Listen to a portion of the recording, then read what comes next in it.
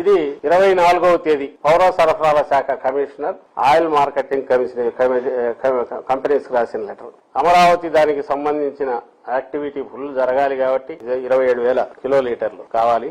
అది స్పెషల్ గా సప్లై చేయాల్సిందిగా కోరుతూ ఆయన రాసిన లెటర్ 24వ తేదీ.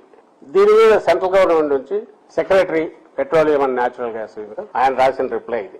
అయ్యా అసలు ఎక్కడా లేని వింత ఇది, అలాంటి సిస్టమ్ లేదు, లేని సిస్టమ్ కొత్తగా అడుగుతున్నారు, దాన్ని వెంటనే విత్డ్రా చేసుకోండి. సజ్జల రామకృష్ణారెడ్డి గారు ఒక్కసారి మీరు నాకు ఫోన్ లైన్ లోకి రండి.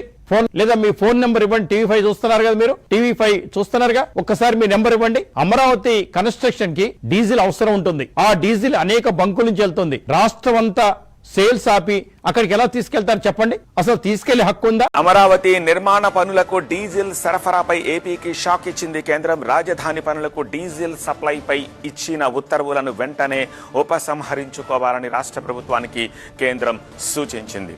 రీటైల్ బంకుల ద్వారా భారీగా డీజిల్ సరఫరా చేయడంపై కేంద్రం తీవ్ర అభ్యంతరం వ్యక్తం చేసింది. రీటైల్ అవుట్లెట్ల నుంచి బల్క్ గా డీజిల్ సరఫరా నిబంధనలకు విరుద్ధమని స్పష్టీకరించింది. వేల కిలోలీటర్ల డీజిల్ ని బంకుల ద్వారా తరలించడం భద్రతకు ముప్పు అని హెచ్చరించింది. ఏపీ పౌర సరఫరాల శాఖ జారీ చేసిన కమ్యూనికేషన్లను రద్దు చేయాలని సూచించింది.